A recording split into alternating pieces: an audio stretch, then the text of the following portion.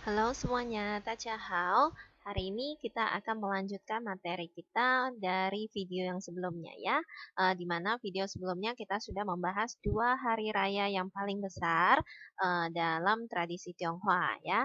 Yang pertama itu Chunjie, Tahun Baru Imlek. Yang kedua itu Tuan Jie, Hari Raya Tuan Wu. Nah, sekarang kita lanjut ke hari raya yang ketiga, yaitu namanya adalah Zhongqiu Jie ya, atau mungkin di Medan bahasa Hokkiennya sering kalian dengar Tiongqiu ya.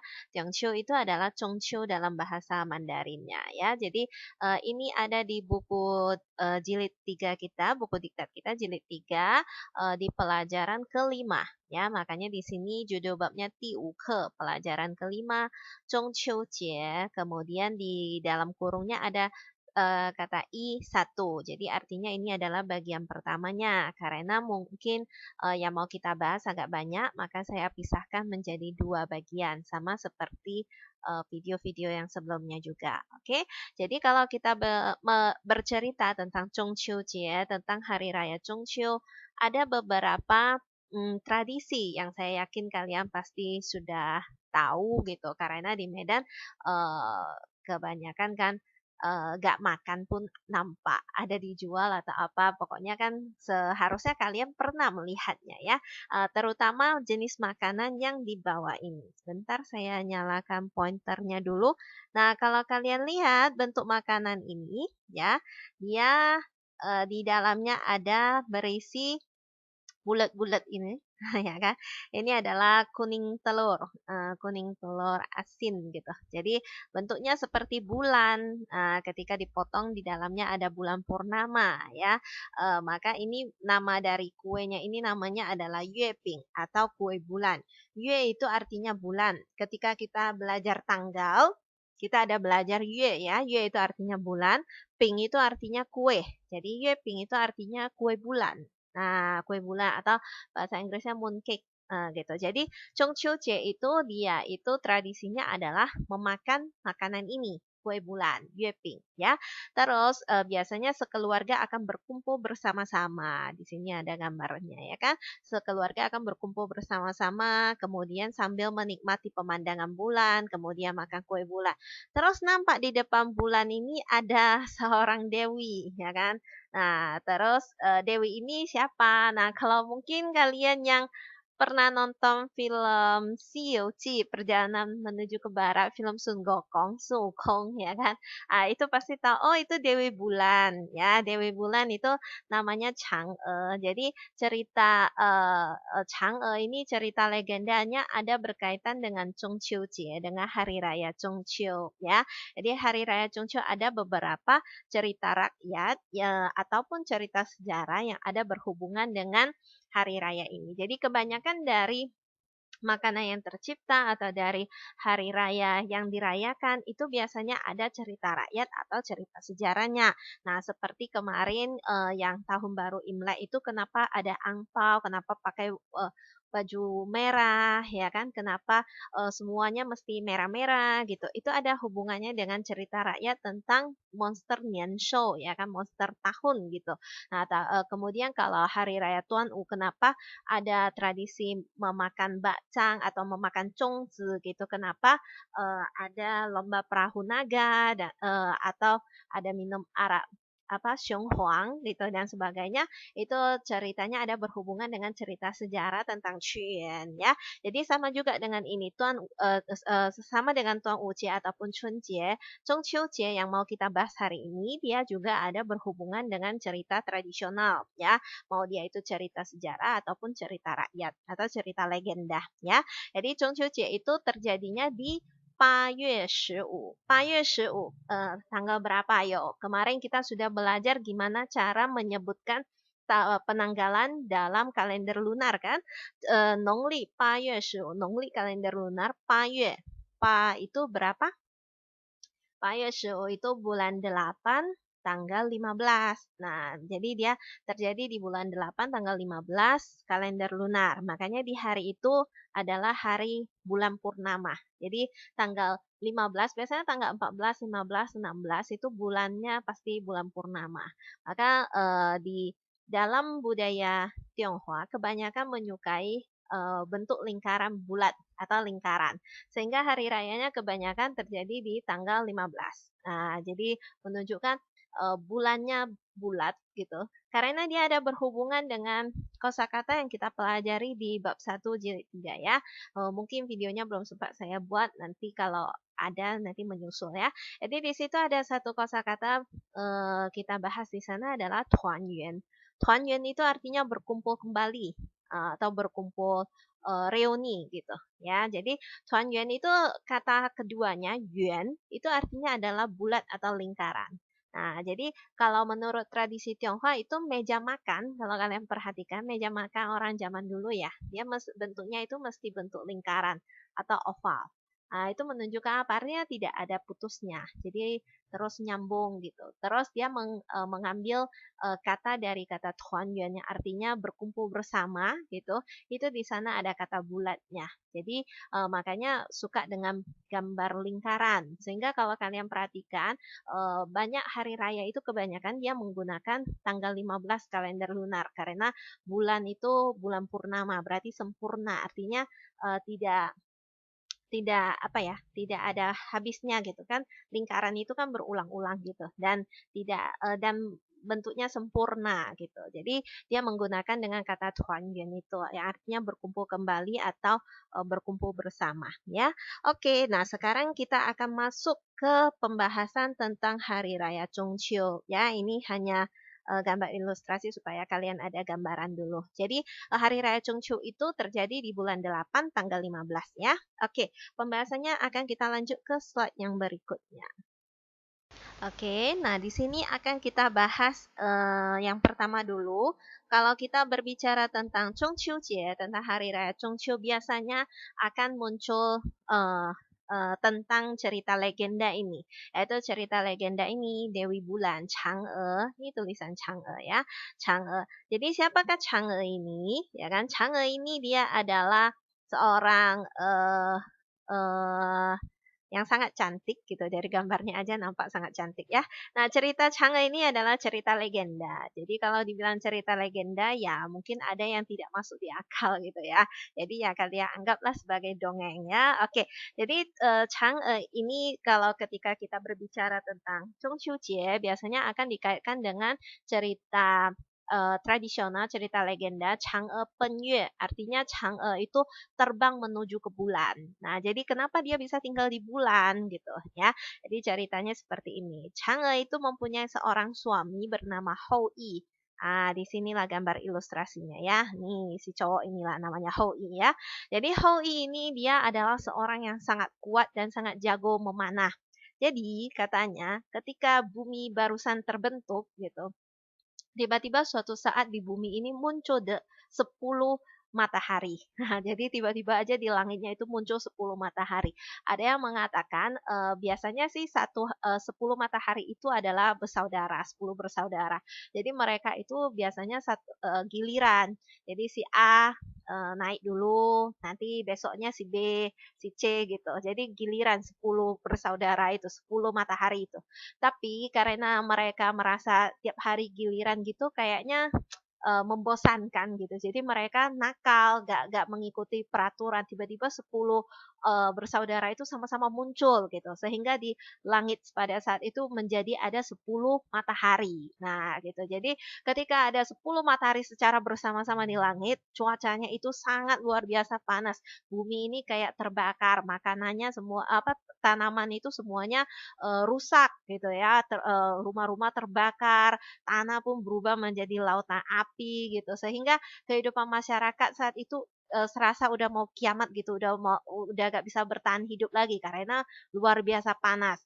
Nah, pada saat itu Hou ini dia melihat kayaknya udah udah gak bisa tertolong lagi kan gitu masyarakat di sana semuanya pada banyak yang sudah mati kepanasan, makanan tidak ada, air pun kering semuanya. Maka dia mengambil busur dan panahnya itu, dia pergilah. Kemudian dipanah-panahnya matahari itu sampai jatuh, ya kan. Jadi itu ada gambar ilustrasi. Ya saya tahu agak tidak masuk akal, tapi ini kan cerita dongeng. Jadi ya anggaplah ya ecek-eceknya. Oke. Nah jadi dia memanah lah. Dipanahnya matahari ini, shu shu shu shu jatuhlah ya kan. Oke. Nah jadi ketika sudah dipanah, tinggal satu yang terakhir itu, eee, si matahari itu pun memohon ampun gitu. Jadi si Hou ini melepaskan dia. Yang terakhir itu matahari itu nggak dia panah. Maka sekarang matahari itu jadi tinggal satu. Dulunya ada 10 gitu. Itu katanya ya. Jadi, nah Hou ini setelah dia memanah matahari, yang sisa yang 9 itu jatuh, berarti dia menyelamatkan manusia di bumi ini ya kan. Maka pada saat itu Dewa Langit memberikan hadiah kepada dia ya. Jadi cerita Chang'e dengan Hou ini ada berbagai versi ya. Jadi kadang kalau kita lihat versinya itu pun berbeda-beda karena ini kan cerita dongeng, cerita rakyat. Jadi kadang adalah yang dikasih bumbu, ada yang dikasih kecap gitu. Jadi tapi pada intinya kurang lebih ya hampir sama ya. Jadi ada yang mengatakan karena dia berjasa, maka dia diberikan hadiah oleh dewa. Tapi ada juga yang mengatakan yang memberikan hadiah kepada dia itu sebetulnya ingin mencelakai Hou ini. Ya dewa itu adalah ibu dari 10 matahari tadi. Karena 9 putranya itu kan sudah dia panah kan gitu. Jadi dia mau balas dendam gitu. Maka dia memberikan hadiah ini tujuannya bukan benar-benar mau memberikan hadiah, sebetulnya mau mencelakai Hou I. Tapi ada juga yang mengatakan enggak, itu adalah hadiah yang diberikan Dewa Langit. Tapi kita enggak peduli yang manalah ya, kita pokoknya, dongengnya ini kan hanya kita supaya tahu apa asal mula dari, eee, Hari Raya Chungcheong itu kenapa orang-orang, mau menikmati pemandangan bulan kemudian makan kue bulan, gitu saja ya. Jadi kalau terlalu detailnya ya tidak kita bahas versi mana yang betul, karena ini nggak ada yang mana yang betul gitu, karena ini adalah cerita dongeng, cerita rakyat. Jadi tidak bisa kita telusuri mana sih sebetulnya yang betul gitu ya. Jadi katanya Hou ini ketika dia sudah berhasil menyelamatkan manusia di bumi, maka dia mendapat hadiah ya. Siapa yang memberikannya nggak kita teliti lagi lah ya, dan mendapatkan hadiah berupa obat untuk hidup selama-lamanya. Nah, jadi obat tidak akan mati dan bisa menjadi dewa gitu. Jadi kalau udah makan obat itu dia akan menjadi dewa, menjadi apa? Tubuh yang kekal, tidak akan mati, akan hidup selama-lamanya gitu ya.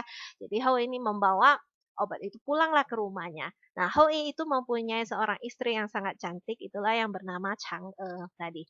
Nah, di sini sudah terjadi perbedaan versi ya. Jadi saya ceritakan versi yang pertama dulu, oke. Nah, nanti versi yang berikutnya baru dilanjutkan ya, oke. Jadi setelah dia bawa pulang obatnya itu, obat untuk hidup selama-lamanya itu dia bawa pulanglah ke rumah, oke. Nah, Chang'e mengetahui kalau suaminya itu punya obat tersebut.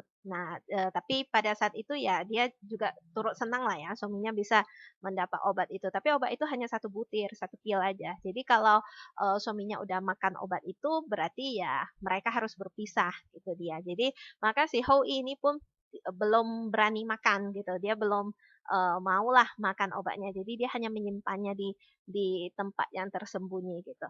Jadi, nah pada saat itu si Hou ini kan karena dia berjasa kepada masyarakat di bumi ya, maka dia pun diangkat menjadi raja. Nah, tapi rupanya kekuasaan bisa merubah perilaku seseorang ya. Hou yang dulunya adalah orang yang sangat baik gitu, setelah dia berkuasa, dia merasakan enaknya menjadi kaisar, dia berubah menjadi orang yang sangat apa diktator gitu. Jadi apapun yang dia mau, dia memaksakan kepada masyarakat di sana ya, pokoknya harus menuruti keinginan dia gitu. Jadi, dia berubahlah, perilakunya sudah berubah dari orang yang baik, dia berubah menjadi orang yang sangat, diktator, kejam gitu, menjadi kaisar yang tidak baik. Jadi Chang'e ini yang menjadi istrinya itu melihat suaminya itu sudah berubah menjadi orang yang sangat jahat. Tapi pada saat itu tidak ada yang bisa berani melawan Hou ini ya kan. Karena bayangkan matahari aja dia bisa dia bisa memanah matahari sampai jatuh. Gimana dengan orang biasa? Jadi nggak ada yang berani melawan dia. Maka mereka hanya bisa berharap suatu saat ini Hou nanti kan juga manusia dia juga akan meninggal. Nah, setelah dia meninggal, maka masyarakat akan terbebaskan. Tapi, Chang'e ini tahu kalau Hou Yi itu punya dia sudah mendapatkan obat untuk hidup selama-lamanya. Kalau suaminya itu sudah makan obat itu, maka kehidupan masyarakat itu selama-lamanya akan tetap menderita karena, suaminya itu akan menjadi penguasa untuk selama-lamanya, nggak ada akhirnya kan gitu. Maka tanpa sepengetahuan suaminya, ketika si Hou ini keluar, Chang'e ini mencurilah, dia berniat mencuri obat tersebut sebelum dimakan oleh suaminya tadi. Rupanya ketika dia lagi mencuri, si Hou ini pulang ke rumah. Nampaklah kalau Chang'e ini sedang mengambil obatnya itu. Maka dia sangat marah. Jadi Chang'e ini saking takut obat itu direbut sama Hou Yi, maka ditelannya obat itu. Nah, begitu ditelannya supaya nggak bisa diambil sama Hou Yi, maka dia yang makan gitu. Setelah dia menelan obat itu, dia merasakan dirinya melayang-layang gitu, kayak bisa terbang, udah mau terbang ke langit gitu. Jadi si Hou ini melihat kesempatan dia untuk hidup selama-lamanya itu sudah hilang, dia menjadi sangat marah, diambilnya panahnya itu dipanahnya Chang'e ini, ya, mau dibunuhnya istrinya ini. Jadi ketika panahnya dilepaskan, panah ini mengejar Chang'e yang terbang ke langit itu, ya. Jadi panah itu kan dia jalannya lurus ya. Nah, maka Chang'e itu karena melihat di belakang ada panah yang mengejarnya, dia kan takut kan, dia terbang cepat-cepat tapi panah itu terus mengejarnya, dia belok lah. Nah, ketika dia belok, dia sampailah di bulan. Terjatuhlah dia di bulan. Nah, setelah dia terjatuh di bulan, dari mulutnya itu termuntahkan keluar pil yang dia telan tadi dan pil itu berubah menjadi seekor kelinci putih. Inilah dia ya namanya Yutu, kelinci giok. Nah, gitu ya. Jadi kalau kalian lihat kadang gambar ilustrasi Chang'e Dewi Bulannya itu akan menggendong seekor kelinci. Nah, jadi termuntahkan menjadi seekor kelinci. Tetapi semenjak itu Chang'e itu terkurung di bulan itu, nggak bisa pulang lagi ke bumi karena dia sudah berubah menjadi dewa, ya kan? Dia bukan manusia biasa lagi. Jadi panah yang dipanahkan Hou itu tidak berhasil melukai dia karena dia belok ya, belok ke bulan. Tapi sejak saat itu dia terkurunglah di bulan itu. Maka Chang'e itu sejak saat itu dia tinggal di bulan itu di istananya namanya Kuang Han Kong. Kuang itu artinya luas, Han itu dingin, Kong itu istana, istana yang luas dan dingin. Karena di dalam istana itu gak ada orang lain, hanya dia dengan kelinci putih itu yang menemani dia. Maka Chang'e itu karena dia sangat ingin pulang ya, dia ingin balik kembali ke bumi, berkumpul dengan keluarganya, dengan teman-temannya gitu ya kan. Jadi dia memerintahkan itu kan kelinci itu kan berasal dari obat yang dia telan itu kan, dari obat dewa itu. Maka dia menyuruh kelinci itu membuat obat lagi supaya dia bisa pulang ke bumi. Nah, jadi kadang-kadang ketika di hari raya Chongqiu, ketika orang-orang menikmati pemandangan bulan, mereka juga misalnya ada orang yang sakit atau apa, mereka juga akan sembayang ke bulan supaya memohon si kelinci itu karena dia kan tercipta dari obat ya, obat untuk hidup selama-lamanya. Jadi memohon kelinci itu memberikan kesembuhan untuk penyakit gitu. Itu tradisi di zaman dulu ya. Jadi ada yang mengatakan kelinci Yutu itu kelinci giok itu dia tugasnya membuat obat. Nah, makanya di sini dia ada tumbuk-tumbuk membuat obat gitu ya. Jadi tradisi Hari Raya Chungchew ini bukan hanya dirayakan di negara Tiongkok, tapi di dalam tradisi Tionghoa di negara-negara lain juga ada ya, termasuk di Jepang dengan Korea juga ada. Jadi kadang kalau kalian lihat mungkin di Jepang atau di Korea juga ada kelinci ini yang menumbuk-numbuk obat gitu ya. Tapi kalau di Jepang kayaknya bukan menumbuk obat, mereka menumbuk itu mochi ya. Nah, jadi kadang kalau kalian lihat entah di komik atau apa dia ada di sana. Nah, itu sebetulnya dari cerita legenda yang sama ya. Oke, jadi tadi itu kan satu versi ya. Jadi versi yang tadi itu si Hou Yi, si pemeran cowoknya berubah menjadi orang yang jahat kan, mau membunuh istrinya. Nah, mungkin karena biasanya pemeran utama kan nggak boleh orang jahat, harus orang baik. Maka ada satu versi yang lain lagi mengatakan Kalau Hou-i itu dengan Chang'e itu, tidak ada terjadi seperti ini, maksudnya tidak ada saling mencelakai seperti ini. Jadi versi yang kedua itu mengatakan Hou-i itu kan dia sudah menyelamatkan masyarakat ya, maka dia diangkat menjadi raja, untuk mengurus orang-orang di bumi ini.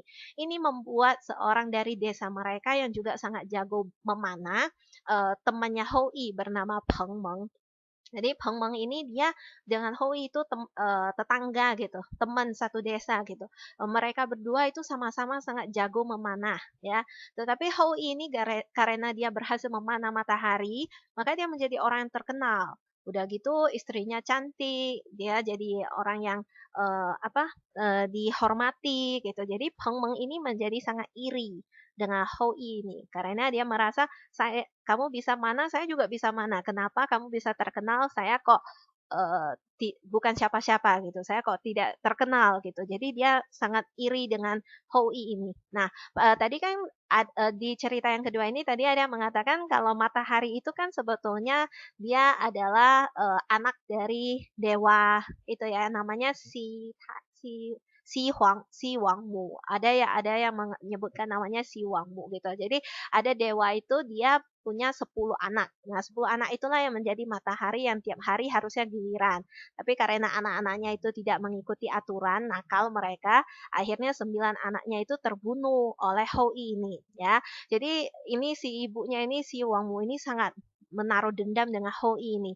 Maka dia pura-pura mau mengajak Hou-i ini berjumpa gitu, mau membicarakan masalah anaknya ini. Jadi Hou-i ini mengira eh, bagaimanapun dia kan sudah mencelakai anaknya kan, 9 anaknya itu, jadi dia mau pergi mau minta maaf gitu. Jadi si Pengmeng ini sangat senang lah. Dia mengira Hou itu ketika sudah berjumpa dengan si Wang pasti nyawanya pasti hilang kan gitu. Pasti dia mau membalaskan dendam anaknya kan gitu. Jadi dia sangat senang. Dia mau melihat gimana nasib Hou ini karena dia sangat sirik, dia iri dengan Hou ini.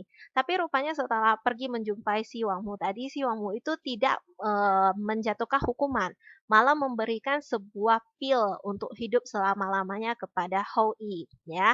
Jadi Hou-i setelah menerima pil itu dia bawa pulang gitu ya. Nah, tetapi sebetulnya si Wangmu itu sengaja memberikan satu pil itu dan hanya satu aja kepada Hou-i supaya dia mengira Hou-i dengan istrinya Chang'e mereka akan memperebutkan pil itu. Jadi siapa yang bisa hidup selama-lamanya mereka akan saling berebut gitu. Sehingga dia bisa balas dendam gitu. Ada yang mengatakan itu sebetulnya adalah trik dari si Wangmu tadi. Oke, jadi setelah Hui membawa pulang pil itu, dia berkata kepada istrinya, saya dapat hadiah ini, tapi pil ini hanya satu. Kalau kita salah satu dari kita makan, berarti kita harus berpisah gitu. Jadi istrinya mengatakan kalau enggak satu pil itu kita belah dua. Tapi Hui takut kalau pilnya itu cuma dimakan setengah, entah ada efek sampingnya atau apa. Jadi akhirnya mereka berdua tidak berani memakan pil itu. Jadi mereka sama-sama menyimpannya di di lemari Chang'e. Nah, rupanya ketika mereka suami istri ini lagi ngomong, kedengaran sama Peng Meng. Karena si Peng Meng ini kan dia pengen tahu gimana nasib Hou-i, apakah dia terbunuh oleh si Wang Wu yang mau membalaskan dendam anaknya. Jadi dia mengintip di depan jendela rumah mereka. Rupanya terdengar bukannya dibunuh malah dikasih hadiah pil untuk hidup selama-lamanya gitu. Jadi dia mengintip lah di sana, tahulah kalau pil itu disimpan oleh Hou-i dengan Chang'e di lemari mereka. Jadi besoknya ditungguinnya Hou-i ini pergi bekerja, tinggal Chang'e istrinya satu orang di rumah, maka Peng Meng itu masuk ke rumahnya, merampok lah, mau merampok pil tadi. Jadi Chang'e itu melihat pil itu udah mau dirampok sama si Peng Meng ini. Karena dia tahu Peng Meng ini kan orang yang jahat kan, maka dia pun menelan pil tadi. Jadi sebetulnya ceritanya hampir sama dengan versi yang pertama, cuma yang menjadi orang jahat bukanlah si Hou-i, tetapi adalah Peng Meng.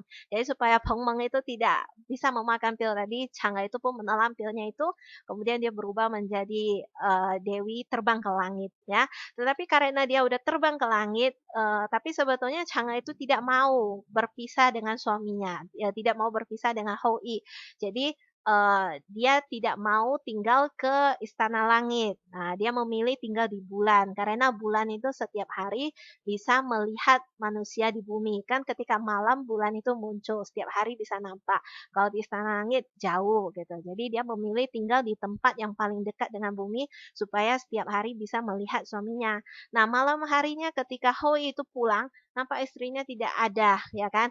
Pilnya itu juga tidak ada. Barulah orang-orang mengatakan tadi mendengar teriakan begitu, rupanya si Peng Meng itu mau berniat merampok rumah si Hoi, tapi tidak berhasil. Kemudian udah melarikan diri. Jadi Hoi ini sangat sedih lah, dia hanya bisa melihat di bulan gitu. Jadi itu asal mula katanya kenapa hari raya Chongqiu itu orang-orang akan berkumpul dengan keluarga. Jadi, mereka mengatakan karena berkumpul dengan keluarga itu perlu, karena setiap saat aja kita tidak tahu apa yang akan terjadi. Misalnya hari ini masih bisa bersama, besok belum tentu bisa bersama. Maka, ketika hari raya Chongqiu itu sekeluarga akan berkumpul bersama-sama untuk, apa ya, hargai kesempatan bisa berkumpul, ya. Jadi itu, salah satu tradisi kenapa hari raya Chongqiu itu sekeluarga sama-sama berkumpul. Nah, kemudian kenapa mau menikmati pemandangan bulan?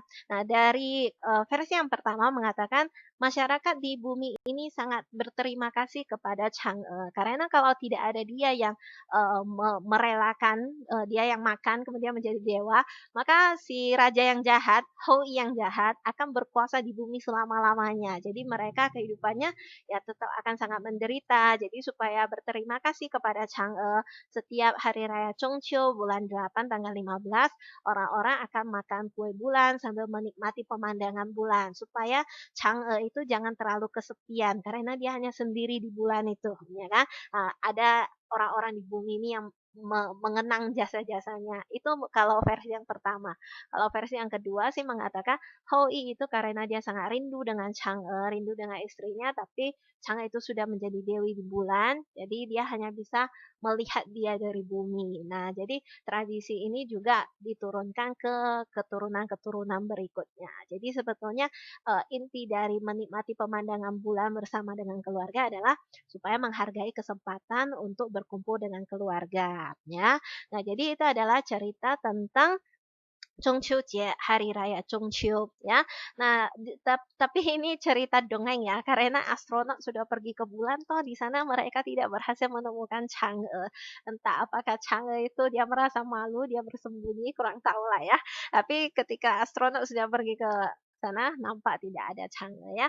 Maka kadang kalau kita lihat bulan purnama kan ada sisi gelapnya ya, di sebelahnya ada agak gelap sedikit. Ada yang mengatakan itu mirip dengan bentuk kelinci, ya kan? Ada yang bilang itu mirip dengan sebuah pohon. Nah, sebuah pohon. Pohon apakah itu? Itulah pohon yang selalu ditebang oleh ukang. Jadi di bulan itu ada beberapa cerita legenda yang berhubungan dengan bulan. Satu adalah Chang'e Penyue, Chang'e terbang menuju ke bulan. Satu lagi adalah Ukang, ya. Ukang itu adalah seorang laki-laki. Nah, jadi dia itu dikatakan dia itu tugasnya adalah menebang sebuah pohon yang tidak pernah tumbang. Nah, setelah ditebang, kemudian tumbuh lagi. Setelah ditebang, tumbuh lagi gitu. Jadi itu tugas Ukang. Ada yang mengatakan Ukang ini dia melanggar peraturan di Istana Langit. Nah, karena dia ada yang bilang seperti itu melanggar peraturan di Istana Langit, ada yang mengkaitkan dengan cerita Chang'e tadi. Jadi katanya Chang'e itu ketika dia kan sangat cantik. Ketika dia sudah menjadi Dewi Bulan, banyak tentara langit yang jatuh hati sama dia. Salah satunya namanya adalah Ukang. Jadi Ukang ini ingin menjadikan dia sebagai istri, tetapi Chang'e ini tidak mau karena dia masih mencintai Hou-i, jadi dia menolak. Nah, karena sudah ditolak, maka uh, Ukang ini bertanya gimana caranya supaya kamu bersedia. Jadi Chang'e mengatakan di depan istana saya itu ada sebuah pohon. Kamu tebanglah pohon itu. Kalau kamu berhasil menebang pohon itu, saya bersedia. Tapi pohon itu tidak pernah bisa ditebang. Begitu ditebang, tumbuh lagi, ditebang, tumbuh lagi. Ada satu versi yang mengatakan seperti itu. Ya, jadi dia ceritanya agak mirip dengan cerita legenda Indonesia juga ada ya seperti itu ya kan, mendirikan apa, candi dalam waktu 1 malam kayak gitu. Kalau yang, di Indonesia kurang lebih sama lah cerita dongeng, cerita legenda kurang lebih sama. Tapi ada yang juga mengatakan, Ukang itu sebetulnya bukan tentara langit, ada yang mengatakan dia itu adalah orang biasa. Nah, Ukang itu dia adalah orang biasa yang dia tidak mempunyai, tekad yang kuat. Jadi misalnya dia mau melakukan sesuatu, kerjanya sebentar aja, habis itu, ah udahlah males gak dikerjainnya lagi. Jadi dia mengerjakan sesuatu selalu tidak pernah berhasil sampai akhir gitu. Jadi ngerjainnya bentar, pas lagi apa, semangat-semangatnya dikerjain, habis itu pergi gak jadi gitu. Pokoknya dia mengerjain apapun seperti itu dia. Jadi suatu hari dia berpikir gimana sih, dia orangnya sangat malas, gimana sih mau menjadi orang yang hidupnya santai, tetapi semuanya bisa terpenuhi gitu ya. Terus dia pikir-pikir, ah paling enak itu jadi shenxian, jadi dewa lah paling enak ya kan, mau apa ada apa, terus gak usah kerja kan gitu. Jadi dia pergilah mencari orang yang bisa mengajari dia bagaimana menjadi dewa gitu. Tapi berhasillah dia ketemu orang itu ya kan, kayak Shifu dia ya kan, guru dia, orang hebat gitu supaya melatih dia menjadi dewa. Pokoknya menjadi dewa itu tidak gampang, dia harus berbuat kebaikan dulu, harus membantu orang dulu, harus, belajar, tentang apa, bagaimana, kebajikan hidup gitu, bagaimana membantu-bantu orang, bagaimana seharusnya dia berpikir, pola pikir dia bagaimana. Pokoknya rupanya, caranya itu sangat rumit, sangat banyak yang harus dipelajari dan harus dikerjakan gitu. Jadi setelah dia belajar baru 3 hari, dia udah merasa bosan dan males lah dia, "Ah capek kali," gitu. Jadi dia sifatnya seperti itu. Maka si Shifunya ini, si gurunya ini melihat ini dia tekadnya tidak ada, niat mengerjakannya tidak ada. Jadi dia mengatakan, "Jadi kamu nggak mau belajar menjadi dewa lagi?" Terus si Ukang ini bilang, "Enggak, saya nggak mau lagi. Orang belajar sampai sekarang udah 3 hari, saya belum bisa naik ke atas langit." Jadi gurunya bilang, "Kamu yakin kamu mau naik ke langit?" Dibilangnya, "Iya, saya mau naik ke langit. Kalau saya udah naik ke atas langit, saya pasti bisa melanjutkan untuk belajar menjadi dewa ini." Jadi si gurunya bawalah dia ke langit. Katanya, "Tutup matamu." Terus syuk, langsung naiklah mereka ke atas langit dan, tibalah di bulan itu, ya. Nah, jadi udah sampai di sana dia lihat, wah ternyata begini bentuknya bulan, ya. Mula-mula masih sangat semangat lah dia ya, semangat. Tapi biasa beberapa hari kemudian dia merasa udah bosan, bulan itu gak ada apapun ya kan, kosong, cuma istana, awan gitu. Ah, gak seru lah, gak enak. Terus dia bilang sama gurunya, "Guru saya mau pulang," katanya gitu, "saya mau balik ke bumi." Jadi si gurunya bilang, kalau kamu mau balik ke bumi, kamu harus, melatih hengsing, yaitu apa ya, hengsing niat, tekad gitu. Jadi ketika kamu sudah memutuskan mengerjakan sesuatu, jangan, tidak ada akhirnya. Maksudnya jangan kamu kerjakan sebentar terus tidak tuntas gitu. Jadi kamu mengerjakannya harus sampai tuntas, sampai akhir gitu. Jadi si gurunya mengatakan, "Di sini ada satu pohon ya, pohon ini, pohon Yue Kui namanya ya. Pohon ini kamu tebang dia. Kalau berhasil kamu tebang pohon ini, maka itulah saatnya kamu bisa pulang ke bumi." Jadi si Ukang pun mengambil kapak, ditebangnya. Begitu ditebang, pohonnya tumbuh lagi. Begitu ditebang, tumbuh lagi. Jadi itu gunanya untuk melatih kesabaran dan tekadnya. Jadi supaya dia bisa menjadi orang yang mempunyai, hengsing, yaitu artinya dia bisa mengerjakan sesuatu bisa sampai tuntas. Jangan hanya setengah-setengah, separuh-separuh aja. Jadi si Ukang katanya sampai sekarang dia masih sibuk menebang-nebang pohon ya. Jadi itu cerita legenda, cerita dongeng ya. Makanya kadang cerita itu dia, ada penulis yang mengadaptasinya di dalam novelnya.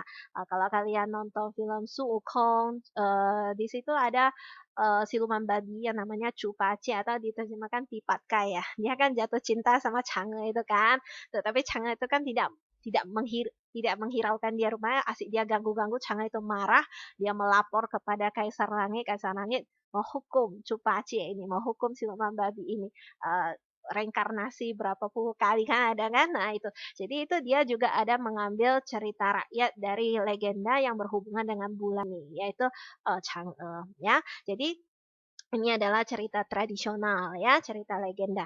Oke, mari kita lanjut ke slide berikutnya lagi, ada yang berhubungan dengan hari raya Chungcheong lagi, kita lanjut ya.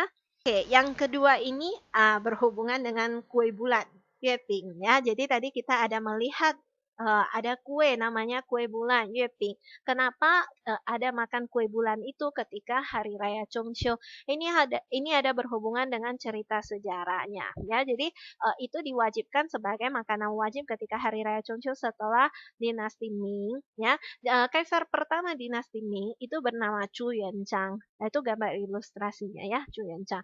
Oke, jadi kenapa, seperti itu? Ceritanya seperti ini, dinasti di negara, Tiongkok itu saya ambil 3 aja ya yang berhubungan dengan topik kita ini karena kalau disebutkan panjang gitu kan nanti kalian makin bingung ya. Jadi dulu, dinasti di negara Tiongkok itu sebelum dinasti Ming itu namanya dinasti Yuan.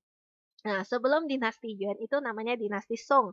Dinasti Song itu Song Cao. Kalau kalian pernah di kelas dulu saya ceritakan tentang cerita Yue Fei, kalian mungkin sudah tahu, oh itu dinasti Song, yang dinasti tempat Yue Fei. Tapi kalau misalnya kalian belum pernah mendengarkannya, ya udahlah, anggap ada sebuah dinasti namanya dinasti Song ya. Nah, di dinasti Song itu kaisarnya adalah Han Ren, artinya orang Han, artinya orang Tionghoa yang di dataran tengah gitu ya, suku suku Han gitu. Jadi, kalau dinasti Yuan itu yang menggulingkan dinasti Song ya, itu adalah orang Mongolia, orang di luar dari dataran tengah. Jadi, dinasti Song itu setelah dia di akhirnya, dia itu dikuasai oleh orang luar gitu, dari suku Mongolia datang, yang di luar dari negara dari dataran tengah itu mereka masuk kemudian, mengambil alih. Jadi kayak menjajah gitu. Jadi kalau bagi bagi orang di dataran tengah, mereka menganggap suku Mongolia atau, eee, yang lain yang datang berkuasa itu adalah penjajah kan, menurut anggapan mereka itu adalah penjajah gitu. Karena negara mereka itu dihancurkan terus dijajah. Jadi Yuan Shao, dinasti Yuan itu penguasanya adalah orang Mongolia ya. Nah, Mongku, orang Mongolia. Jadi, bagi orang Han, suku Han itu suku yang di dataran tengah itu menganggap negara kita dijajah, maka mereka ingin memberontak. Nah, jadi, tetapi pemberontakannya itu tidak pernah bisa berhasil gitu, jarang bisa berhasil. Kenapa? Karena memberontaknya nggak kerjasama dengan baik gitu. Jadi misalnya di daerah A memberontak, pasukan dari istana datang, dipadamkan, ya kan, dimusnahkan. Di daerah B memberontak lagi, gitu. Jadi pemberontakannya kecil-kecilan gitu, di berbagai tempat tersebar-sebar terus waktunya nggak bersamaan gitu. Jadi pada saat itu ada seseorang bernama Chu Yuanchang, itu gambar ilustrasinya. Dia itu sebetulnya dia hidupnya pun sangat dramatis ya. Dia pernah menjadi pengemis, anak jalanan, akhirnya dia menjadi kaisar gitu. Jadi dia itu orangnya sangat bisa apa ya, mempunyai jiwa pemimpin gitulah. Dia bisa bersosial dengan orang dari berbagai kalangan gitu. Setelah itu dia menggabungkan mereka. Terus dia pikir-pikir inti dari kegagalan mereka selama ini adalah kurangnya kerjasama dan koordinasi yang baik ya. Maka dia memikirkan cara maunya memberontaknya jangan di waktu yang berbeda-beda, maunya bersamaan gitu. Di saat yang sama seluruh negara itu sama-sama memberontak. Pasukan istana pasti gak kalang kabut gitu kan untuk mau memberantas, pemberontakan itu, karena di waktunya itu bersamaan gitu dan tiba-tiba. Jadi, maka mereka memikirkan gimana caranya supaya bisa memberitahu semua, orang-orang di negara itu, di wilayah yang berbeda-beda supaya sama-sama memberontaknya. Kalau sekarang mah gampang ya, buka grup di WhatsApp gitu ya, atau di Line ya kan, terus kamu kasih tahu, tanggal sekian-sekian kita berontak ya," gitu, kurang lebih kayak gitu ya. Tapi di zaman dulu kan, komunikasinya belum sebegitu gampang ya, pakai kirim surat aja pakai burung merpati kan gitu. Jadi itu sangat sulit komunikasinya, apalagi mau bicara masalah memberontak ini ya, belum sampai aja ke tujuan sudah dicegat ya kan oleh, aparat pada saat itu, pemerintahan negara dinasti Yuan pada saat itu ya. Jadi mereka memikirkan gimana caranya. Nah, salah satunya mereka akhir terpikir menggunakan hari raya Chongqiu ini sebagai sarana atau alat. Jadi dengan alasan mau merayakan hari raya Chongqiu, mereka membuat kue. Nah, membuat kue terus dibagi-bagikan ya. Alasannya mau bagi-bagi kue, mau merayakan hari raya Chongqiu. Tapi rupanya di dalam kue tadi, nah di sini ada gambar ilustrasinya ya. Di dalam kue tadi diselipkan kertas. Nah, dibilangnya Zhongqiu Ye Sha Da Zi ya, Yin Yi Jun. Atau ada yang bilang 8月15 Sha Da Zi gitu. 8月15 bulan 8 tanggal 15. Zhongqiu Ye juga sama bulan 8 tanggal 15. Sha Da Zi.